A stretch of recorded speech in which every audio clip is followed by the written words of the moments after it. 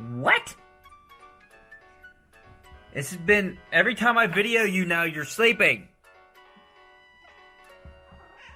Yeah?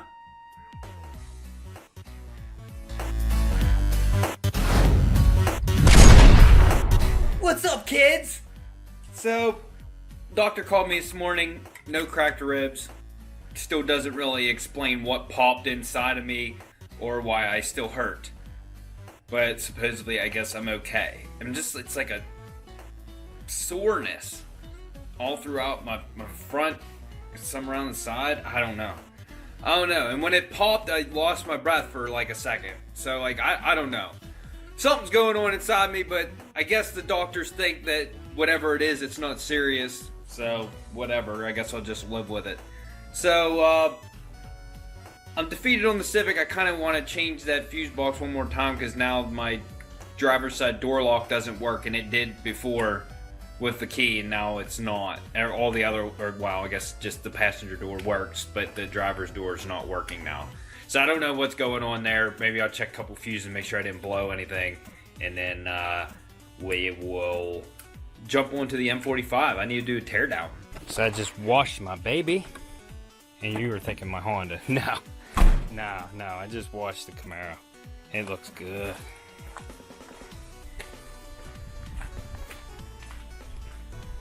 Real good. So I'm gonna take this, go get something to eat, and I'll be back. Okay guys, so hear me out.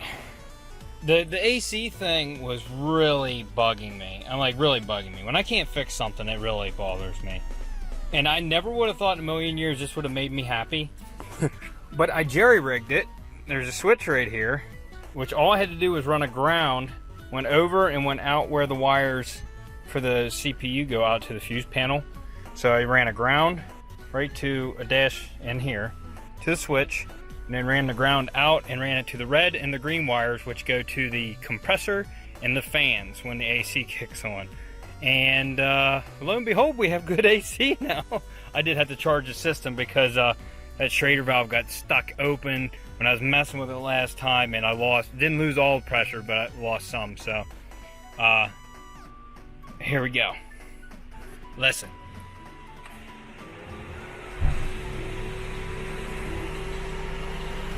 I don't know if you can hear it, but the AC's on. Don't matter if my switch is on or not, but that turns my AC on and it blows cold. Nice and cold. I'm gonna go take a drive and see how it runs, because one downfall to having it jerry-rigged like this is when the ECU would detect that it was turned on before, it makes the RPMs go up to compensate for it. It doesn't do that now, so I want to make sure that I'm not stalling at lights and stuff, because it does drag the RPMs down a little bit, and I'll report back to you. There is a downfall to this system. I just realized since I bridged the terminal from the AC compressor to the fans and ran a ground switch to those, now whenever it gets warm and the fans kick on, it kicks the AC compressor on every time. I don't think it's gonna work out, but we'll see. I've been slowly procrastinating and cleaning the garage at the same time, kind of getting there. So I thoroughly cleaned the shop. Hey, look, I can see the workbench now. We're cleaning up at my Gram's place because she's in a home now. My pap died years ago, but my pap did a lot of woodworking and a lot of different stuff. I found a bench vise, it's a little one, a nice bench grinder to replace this little crappy one that I just got, and it sucks. There's no power behind it.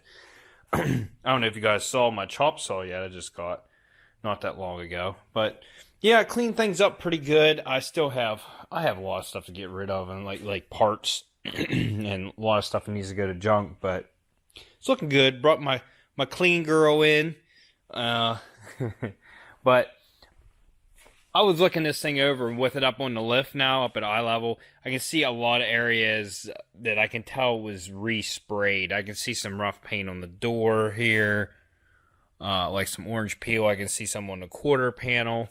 It's just like some evidence. You can see like this mud flap that's painted right here, this underguard, which is coming off, but they didn't tape that. I don't think this is a Mako paint job. But, like, yeah, you can see this quarter panel. So this car's not going to be perfect. I think the bumpers have been resprayed. I did clean the wheels, and they look pretty snazzy. I'm missing a lug on this one. I'm going to take the front wheels off anyways, because I need to get them off to like, disassemble everything. I want to get this fog light off and see if I can save it. It still works, but it has water in it, so I need to get that cleaned out. I did order the front bumper already. I didn't order this grill piece yet. I need to get that. I also want to get it down. And this fender's sitting in the right spot, all except for being bent down here. So I want to try to get the hood lined up. See if I can save this hood, or at least the hinges anyways, because I priced them, and they're very pricey. This fender's knocked over. I can see it's been resprayed. Yeah. I don't know. The whole car may have been resprayed. I don't even know. It doesn't look hateful.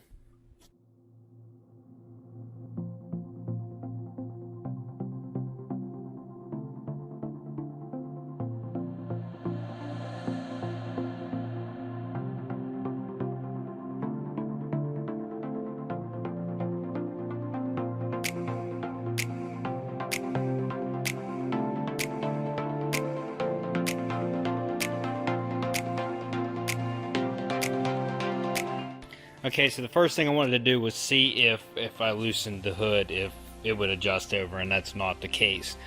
I can pretty much see now the fenders back by the doors, like the furthest back, are pretty close to where they're supposed to be.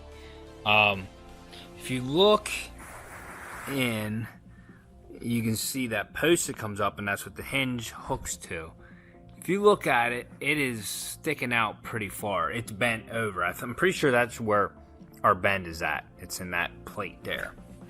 So, if you come over to this one, same perspective, it's tucked in. It pushed it over. So, I'm going to have to take the hood off and then try to get these leveled up.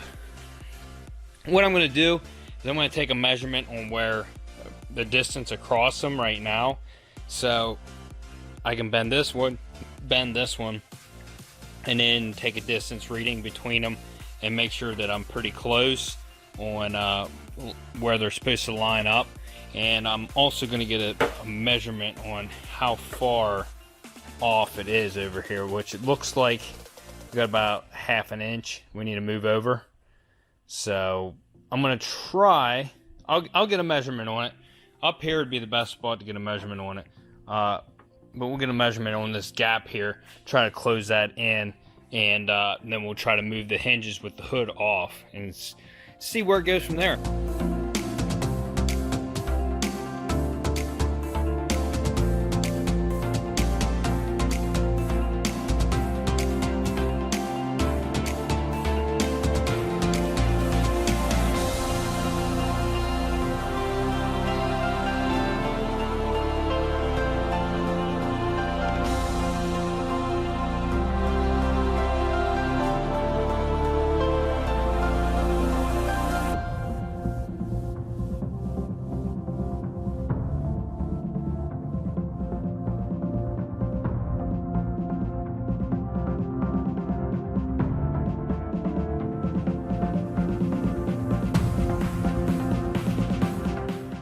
So those attempts failed. I do want to say that is the lightest hood that I've ever carried. It weighs like nothing. I guarantee you it weighs, I don't know, 15 pounds? Not even? It is so light. It has to be aluminum. So I'll be able to better assess these hinges and how bent. I don't think they're that far off. Like I said, it's those posts that they go to, and I can see this one's leaned and this one's like straight up. So once I get the fenders off, because I'm going to have to disassemble this whole front end, so once I get these fenders off, then I'll be better. I think that needs to come straight up instead of angling the way it is. So, oh, let me remove the resonator. There we go. Fixed it.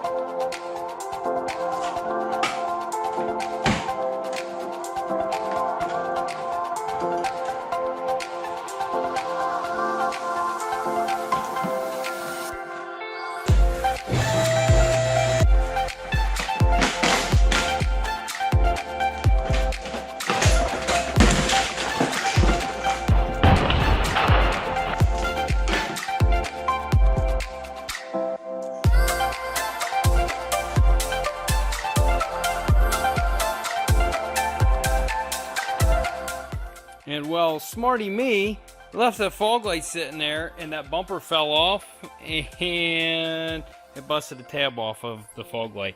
I'm still gonna try to. It's that fiber reinforced plastic, so it'll fix up good after I get it back on there. Inner fender, no saving that. It's shattered and missing a chunk. The grill's still in good condition. That grill's still, that fog light's in good condition. It's still kind of hard to see, you know, how bent it is. It just knocked everything to the driver's side. It's hard to see. You can see a kink in that bottom rail right there, right before that hole, and then there's another one right there. It has crimple zones in it, and that one crimpled a little bit. So it needs to be pulled back and hammered. The top rail goes with it. It actually pushed this box, this crash box, in a little bit. I don't know that that's going to be, you know, something that needs replaced or not. Might be able to. That's actually not even, that's part of the frame rail. So it's going to have to be repaired. That end piece is spot welded on, but this is a budget build, people. So nothing from the suspension back got damages. Is like I said, from right here forward. So I mean, that's where it holds the radiator and condenser and everything in place. Of course, when it knocked that over, it took the hood with it because it was latched. And that also in turn is attached to the fenders, so it pulled both fenders over. So like I said, the damage is not severe, but it's still a lot of work to do. So I'm going to keep tearing into this.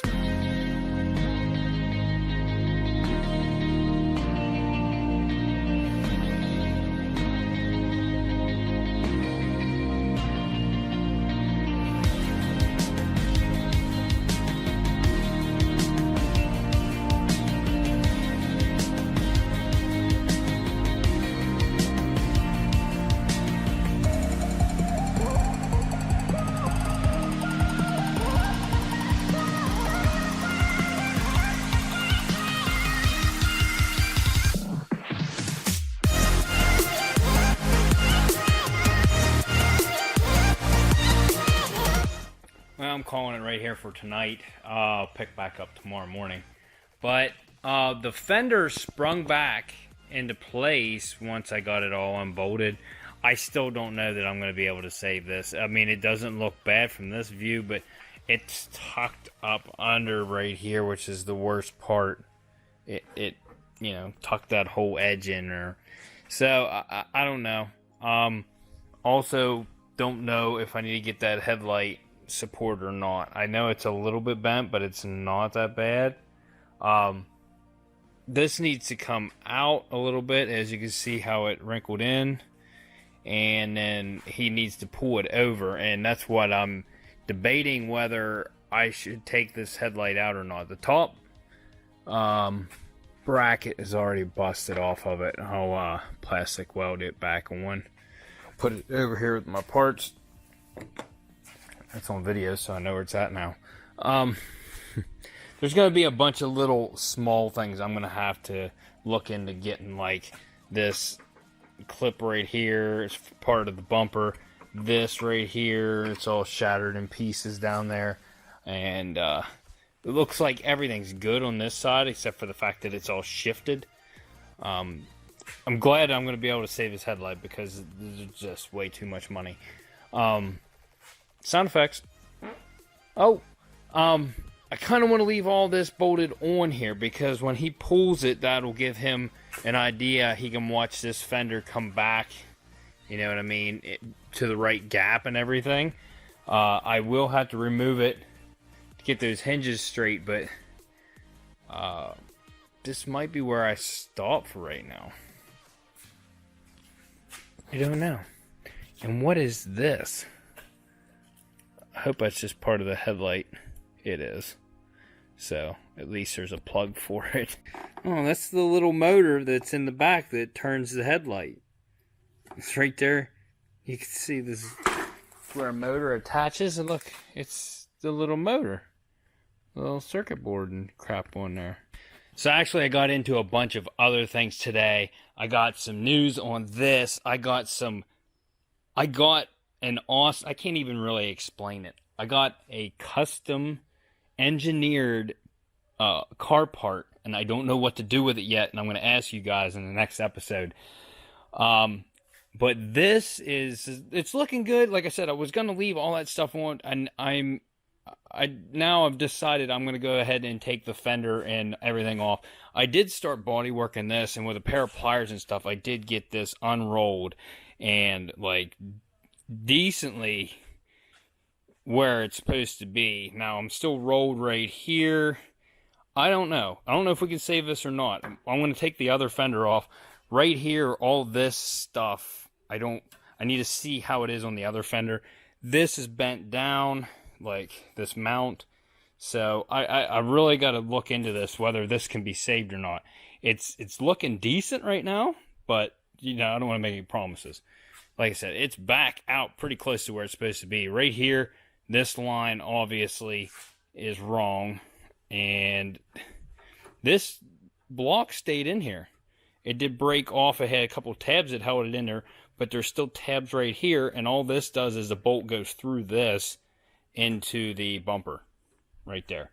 As you can see over here, there are a couple tabs right there. It'll probably help line that bumper up. I need this, a couple other things. I saved the fog light. I did plastic weld that one back together. Which one is it? It's this one. Doesn't look half bad. I took some extra material from the core support that was busted. The core support is cracked in a couple places, but it's still in one piece. Right here we got a crack, so we're going to plastic weld this. This was a piece that came out. I got it right back in place where it's supposed to be, so I got to plastic weld all of this. That's what the airbox was bolted to and came out of place. So a chunk right here, but there's metal. It's metal reinforced with composite. So I still have this piece right here, so we'll have to get that back in place.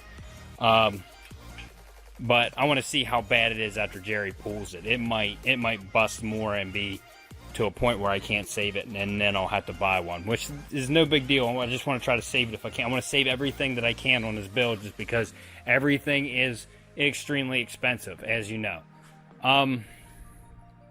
So I think maybe the next video on the M45, which is not the next episode, but we'll tear the rest of the stuff off, so it's just bare front end. And we're going to do that exhaust work. I didn't get anything for that yet. I still need to measure and figure out what I need, but yeah, it's looking good at this point, and I'm excited for news on this and other things to come. So if you haven't yet, go check out Sean's link to his GTR. He has it on no reserve on eBay. He had it listed at $34,000. I think it's up to about $35,000 now. Whatever it sells for is what it sells for. So go check that out. That's cheap. Yes, it is an R title or salvage, and yes, it still has issues, but it does run and drive, and he put like 500 miles on it since he fixed it. So yeah, go check it out. I'll put a link down below. And if you like this video, go check out some of my other videos, like, subscribe, and we'll see you on the next episode of Unreal.